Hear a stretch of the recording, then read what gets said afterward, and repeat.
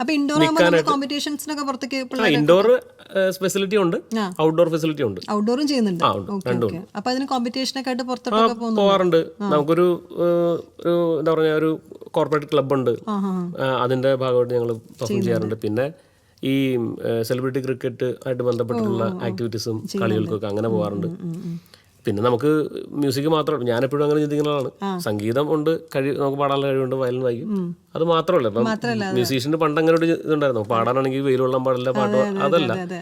നമ്മളെല്ലാരെ പോലെ നോർമലി ചെയ്ത് കഴിഞ്ഞാൽ നമുക്ക് എപ്പോഴും ആ ഒരു, ഇപ്പൊ കോവിഡ് വന്നപ്പോഴത്തേക്കാണെങ്കിലും എന്നെ ഏറ്റവും കൂടുതൽ ഹെൽപ്പ് ചെയ്തിട്ടുള്ളത് ഈ ഒരു ക്രിക്കറ്റ് ആക്ടിവിറ്റീസും കാരണം നമുക്ക് ഞങ്ങൾ അത്രയും ബിസി ആയിട്ട് നമ്മൾ ഷോ ചെയ്തിട്ട് പെട്ടെന്നൊരു കോവിഡ് വന്ന് 1-2 വർഷം നമ്മൾ ട്രാവൽ ഇല്ല, പ്രോഗ്രാംസ് ഇല്ല. കാരണം നമ്മൾ ഇന്ന ദിവസം ഇന്ന പരിപാടി എന്നുള്ള ഡയറിയിലാണ് നമ്മൾ മുമ്പോട്ട് പോയിക്കൊണ്ടിരിക്കുന്നത്, ആർട്ടിസ്റ്റുകളെല്ലാവരും. അപ്പോൾ ആ സമയത്ത് ശരിക്കും രാവിലെ ഒരു 6 മണി കഴിയുമ്പോൾ, ഇന്ന് റൂട്ടീനാണ്, എല്ലാ ദിവസവും ഒരു 7 മണിയാകുമ്പോൾ നെറ്റ്സിലെത്തും. അവിടെ പല ജോണറിലുള്ള ആൾക്കാരുണ്ട്. അത് കോളേജ് പഠിക്കുന്ന കുട്ടികളോട്ട് 60 വയസ്സ് വരെയുള്ള ആൾക്കാർ നെറ്റ്സിൽ വരാറുണ്ട്. അപ്പോൾ ഇവരോടൊക്കെ സംസാരിക്കുകയും അവരെയൊക്കെ കാണുകയും എല്ലാം ചെയ്യുമ്പോൾ അപ്പം നമ്മൾ ഒരു ഇങ്ങനൊരു വേറൊരു സ്പെഷ്യൽ പ്രൊഫഷണൽ നിൽക്കുന്ന ആളാണെന്നുള്ള ഫീലിംഗ്, നമ്മൾ സാധാരണ മനുഷ്യനെ പോലെ നമുക്ക് സുഖമായിട്ട് അതിലേക്ക് പോവാം.